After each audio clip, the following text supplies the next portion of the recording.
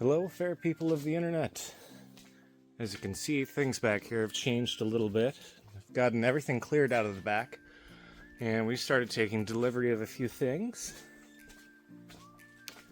All this loose cardboard is going to the dump today. We live in a fairly rural area, so disposing of it as it comes is a little difficult at times. Got our grooming table there, PTAC unit there, kind of like what you see at a motel in the wall. About half of what we're going to need in regards to tongue and groove pine. That's going to be our siding, our walls on the interior. Move back here. So what you see is that I've started mapping out a few things. This is where the electrical panel is going to go. And then this orange line marks where the new false wall is going to be. Right in this channel, we're going to cut into the concrete, and that's where the sewer line is going to go. Kind of discussed that in the previous video, and I'll make some details about what it takes to actually trench a sewer line. You'll get to see that in process probably on May 30th when we've got the excavator lined up for rental.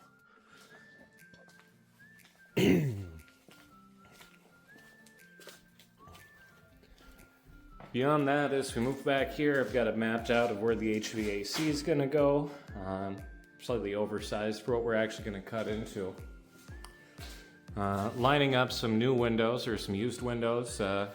Good R value, double pane windows, double hung.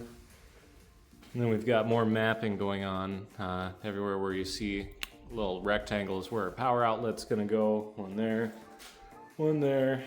and one here. We're mapping out a couple of potential options. We can either run a full wall all the way from side to side, or we can put a wall here so that a desk can be present, check-in space. Either way, it's gonna go pretty darn well. I've got the next couple weeks off of work, and we are just gonna get pumping on this. It is cleanup day. We are prepping everything in the garage here to make way for putting in our vapor barrier. So we're going to clean off all of the flat surfaces. We're going to take every bit of temporary wood that the previous owner used to just keep the insulation firmly in the 2x4s. Need to get this drop down. He was just doing some board storage there. These shelves have to come down. That shelf has to come down. Previous owner was a woodworker of some sort. I haven't a clue what this is, other than my new walking stick. And these will come down. This will be a fun one. These are either ventilation chutes or feed chutes. I'm not sure what was going on here. I honestly would need to talk to the guy that used to own the place. But got that temporarily boarded up, getting new windows on Friday. Well, used windows from 2005, but you can't turn down a $40 set of windows. More on the prep side of things. Behind this orange line that designates where a new wall is going to go, we're going to put up some plastic sheeting, just some 3mm, run that all the way through. That way when we cut into the concrete in this area, that's going to make the dust settle a whole lot easier. It's not going to get pushed all the way into the garage, get all over those items. Got the oscillating saw out here. All this does is it technically just jitters back and forth like this. It's not a reciprocating saw, like it goes in and out like that.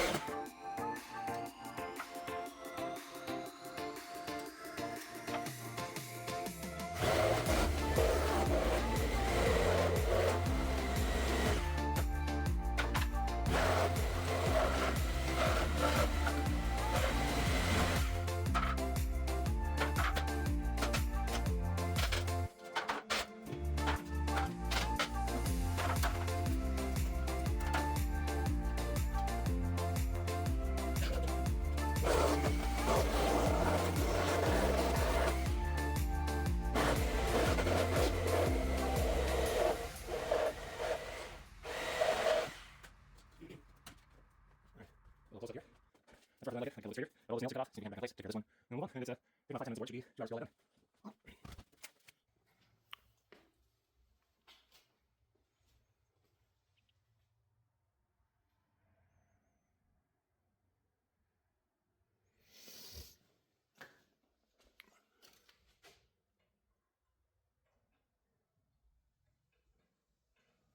So we're going a bit of a different direction. Got the tub assembled. Just kind of sizing things up. We'll need to put that on a little bit of a platform to raise it up so it's at the correct height. This is just a little low for just about anyone that's above 5 foot tall. Breaking this out today, show you a fast forward to that. Going a different direction is what I said in the beginning. We're no longer pouring concrete in this side. What we're going to be doing is doing a false floor just like we were doing in the back, but in the forward section. That way we don't have to deal with any heaving of the concrete in the future and save ourselves about 25 loads of hand-spun concrete.